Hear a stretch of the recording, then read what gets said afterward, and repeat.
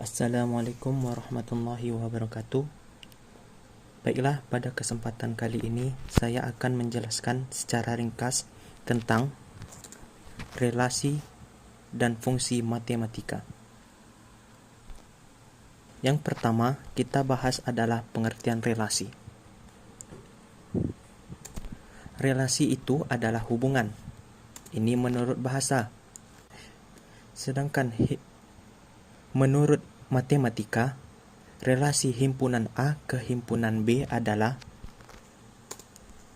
suatu aturan yang menghubungkan anggota himpunan A ke anggota himpunan B. Jadi di sini adalah aturan yang menghubungkan itu yang perlu kita garis bawahi.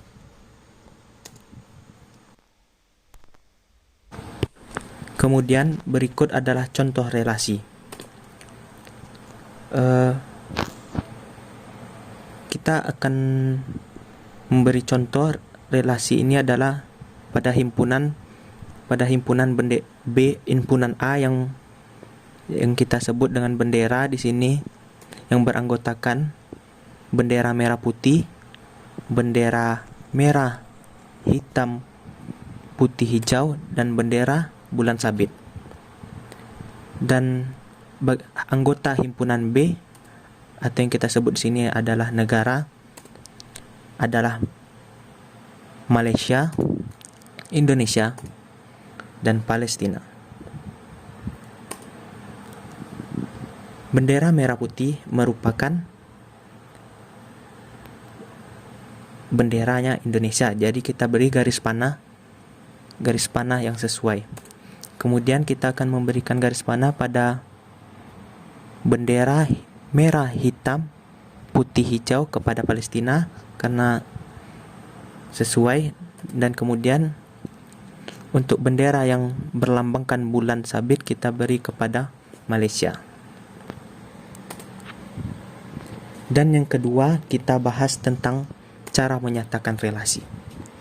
Cara menyatakan relasi ada 3 macam, yaitu yang pertama adalah menggunakan diagram panah seperti contoh sebelumnya, dan yang kedua adalah menggunakan grafik kartesius dengan contoh sebagai berikut.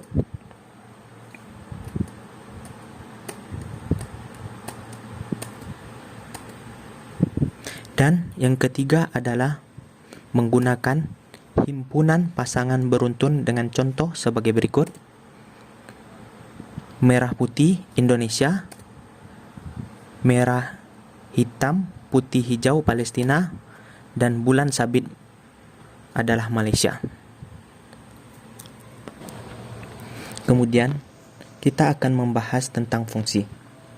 Mari kita misalkan terdapat himpunan A yang beranggotakan A, B, C, dan D, dan himpunan B yang beranggotakan 1, 2, 3, dan 4. Kita gambarkan dengan diagram panah, dan biasa kita sebut dengan diagram yang menggambarkan fungsi yang memetakan himpunan A ke himpunan B. Himpunan A kita sebut dengan domain. Himpunan A biasanya kita sebut dengan domain, dengan kita beri notasi DF sama dengan A sama dengan A, B, C, dan D dalam kurung kurawal. Dan himpunan B disebut dengan kodomain atau daerah kawan, yang kita notasikan dengan KF sama dengan B sama dengan dalam kurung kurawal 1, 2, 3, dan 4. Dan sedangkan 2, 3, dan 4 pada himpunan B adalah range atau daerah hasil dari fungsi yang memetakan dari fungsi himpunan A ke himpunan B dengan notasi RF sama dengan 2, 3, dan 4, di mana RF adalah elemen dari himpunan B.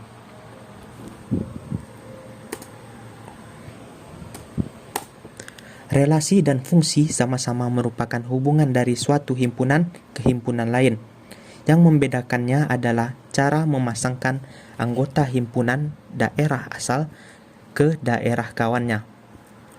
Untuk relasi, setiap anggota himpunan daerah asal atau domain boleh punya pasangan lebih dari satu, atau boleh juga tidak memiliki pasangan. Sedangkan untuk fungsi, setiap anggota daerah asal domain diharuskan punya pasangan dan hanya tepat satu pasangan dengan anggota himpunan daerah kawan atau kodomain. Di sini terdapat beberapa diagram panah. Ketiganya merupakan relasi karena menghubungkan anggota himpunan A ke himpunan B. Tapi jika diperhatikan, diagram pertama selain relasi dia juga merupakan fungsi. Karena setiap anggota domainnya dipetakan ke anggota kodomain tepat satu kali. Sedangkan diagram kedua terdapat satu anggota dari domain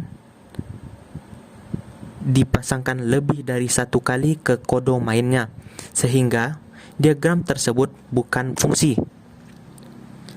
Begitupun dengan diagram yang ketiga, terdapat satu anggota domain yang tidak dipasangkan ke kodomainnya. Jadi, diagram ketiga juga bukan fungsi. Dan pembahasan kita yang ketiga adalah aplikasi fungsi linear ke dalam bisnis ekonomi.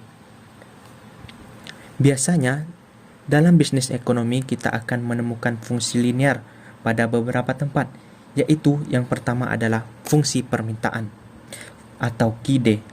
Fungsi permintaan ini adalah suatu fungsi yang menunjukkan hubungan antara kuantitas barang atau jasa dengan harga barang atau jasa. Dan yang kedua adalah fungsi penawaran atau QS. Fungsi penawaran sendiri adalah suatu fungsi yang menunjukkan hubungan antara barang atau jasa di pasar dengan kuantitas penawaran yang ditawarkan produsen. Dan yang ketiga adalah keseimbangan pasar atau market equilibrium dalam kurung E. Keseimbangan pasar merupakan kondisi di mana jumlah barang yang diminta sama dengan jumlah barang yang ditawarkan pada harga tertentu. Baiklah, sampai sini dulu penjelasan ringkas saya. Jangan lupa like, comment, and subscribe-nya. Sampai jumpa lagi di video berikutnya. Assalamualaikum warahmatullahi wabarakatuh.